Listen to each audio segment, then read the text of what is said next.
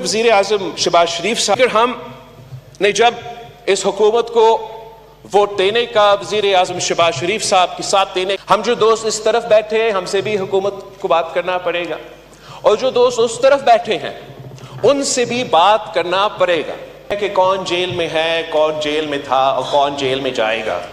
हम सब ऑपोजिशन में थे और हम जानते हैं कि इस मुल्क में किस किस्म के खतरे थे।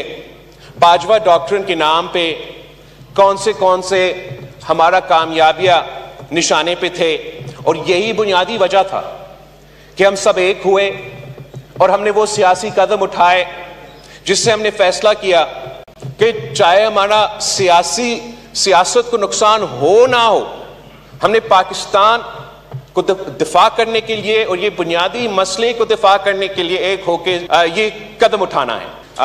अस्सलाम वालेकुम नाज़रीन इकराम, आपको मुकम्मल वीडियो दिखाते हैं। पीपल्स पार्टी और मुस्लिम लीग नून के दरमियान लड़ाई काफ़ी हद तक बढ़ गई। बिलावल भुट्टो जरदारी खुलकर हुकूमत के ख़िलाफ़ मैदान में आ गए। शहबाज शरीफ को मुखातिब करके कहा कि आपको वोट इसलिए नहीं दिया था कि आप उठ के हम पर ही तनकीद शुरू कर दें। अब आपकी हुकूमत ज़्यादा देर नहीं चलेगी, आपको वज़ीर आज़म हमने बनाया और अब हमें ही आप आँखें दिखा रहे हैं। आपको ये आँखें दिखाना बड़ी महंगी पड़ सकती हैं। बिलावल भुट्टो ने किसी का लिहाज ना किया, और आप मुकम्मल वीडियो देखिए फिर इस पर बात करते हैं। फरवरी में इलेक्शन लड़ के आए हैं और जानते हैं कि पाकिस्तान के अवाम का असल मसला क्या है।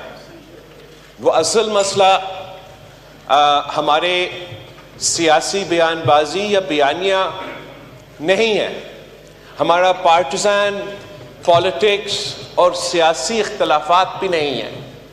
उनको फिक्र नहीं है कि कौन जेल में है, कौन जेल में था और कौन जेल में जाएगा। इनका अगर कोई फिक्र है तो वो बुनियादी मसला का, रोटी कपड़ा मकान का फिक्र है। जनाब स्पीकर, अगर इस मुल्क के अवाम किसी सियासी इशू से कोई दिलचस्पी है तो वो मुआशी मुश्किलात, मुआशी बहरान, बढ़ती हुई महंगाई, बेरोज़गारी और गुर्बत में दिलचस्पी है।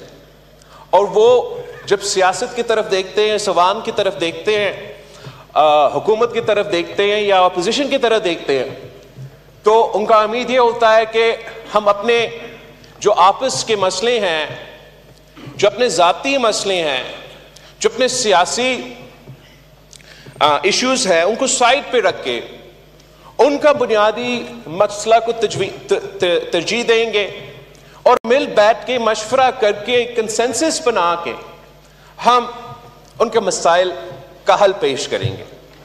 जनाब स्पीकर, वज़ीर आज़म शहबाज शरीफ साहब ने जो पिछली दफ़ा वज़ीर आज़म बना जब कायदे इख्तिलाफ था, और इस दफ़ा भी जब वज़ीर आज़म बना तो जनाब वज़ीर आज़म साहब ने चार्टर ऑफ इकोनॉमी की बात की। एंड मिस्टर स्पीकर, ये पाकिस्तान का लॉन्ग टर्म मसला को अगर हमने एड्रेस करना है तो चार्टर ऑफ इकोनॉमी के बगैर ये हो नहीं सकता, एक कंसेंसस के बगैर ये हो नहीं सकता। और वो चार्टर कहीं से डिक्टेट नहीं हो सकता, वो कोई खुद फैसला नहीं हो सकता है। अगर हमने एक नेशनल इकोनॉमिक चार्टर बनाना है तो फिर सबसे मशवरा होना पड़ेगा। हम जो दोस्त इस तरफ बैठे हैं हमसे भी हुकूमत को बात करना पड़ेगा, और जो दोस्त उस तरफ बैठे हैं उनसे भी बात करना पड़ेगा। और अगर हम मिलके इस एक इशू पे एक ऐसा कंसेंसस बनाएं कि हम ना सिर्फ अपने अवाम को ये पैगाम भेजें, बिजनेस कम्युनिटी को ये पैगाम भेजें, मगर इंटरनेशनली ये पैगाम भेजें कि पाकिस्तान ने अपने बुनियादी जो मुआशी मसले हैं उनका हल के लिए 1 साल प्लान नहीं, 5 साल प्लान नहीं, मगर 10-20 साल का प्लान अब तय किया है। और हम में से जो भी सियासी जमात कल हुकूमत में होगा वो उसी प्लान पे अमल दरामद करेगा। तो पाकिस्तान की मीशत और पाकिस्तान की तरक्की के लिए वो पहला कदम होगा। जनाब स्पीकर, हमने जब इस हुकूमत को वोट देने का, वज़ीर आज़म शहबाज शरीफ साहब के साथ देने का फैसला किया, तो आपको मालूम है कि पाकिस्तान पीपल्स पार्टी और मुस्लिम लीग नवाज के दरमियान एक अग्रीमेंट तय हो चुका था, और उस अग्रीमेंट के तहत हमने जो आने वाले बजट था, जो आपका PSDP चारों सूबों के था, हमसे मिल बैठ के आपको वो बनाना चाहिए था। और अफसोस के साथ हमने उस शर्त पे अमल भी नहीं किया।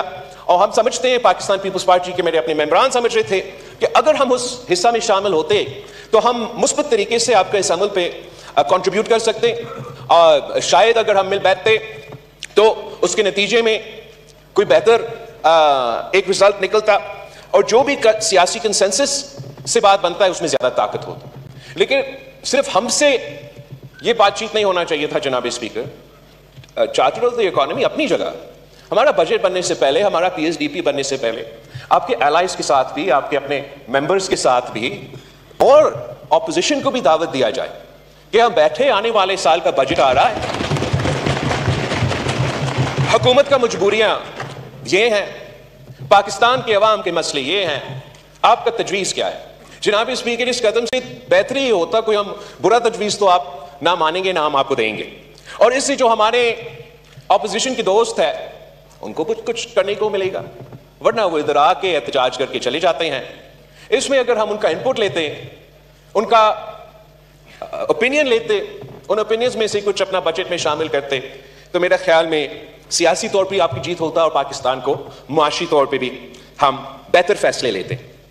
जैसे भी है जनाब स्पीकर, पाकिस्तान के मुआशी हालात किसी से दकी छुपी नहीं है, और चाहे हम इस तरफ बैठे हैं या उस तरफ बैठे हैं, चाहे हमारा सियासी इख्तिलाफ हो या ना हो, उम्मीद है कि हम सब इस बात की दुआगो है कि वज़ीर आज़म साहब और उनकी टीम इस कदम में कामयाब हो कि हम पाकिस्तान को इस मुश्किल से निकालें। हम सब ऑपोजिशन में थे और हम जानते हैं कि इस मुल्क में किस किस्म के खतरे थे।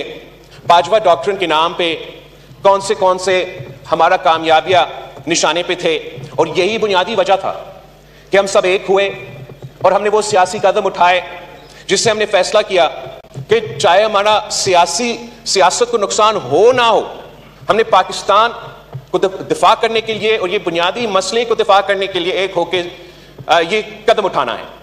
उसमें हमारा 18वीं तरमीम शामिल था, उसमें हमारा NFC अवार्ड शामिल था, और उसमें हमारा बेनज़ीर इनकम सपोर्ट प्रोग्राम को खत्म करने का साजिश भी शामिल था। अब जबकि हम सब साथ हैं, हुकूमत वक्त ने एक ऐसा फैसला लिया कि वो बेनज़ीर इनकम सपोर्ट प्रोग्राम को इजाफा कर रहे हैं।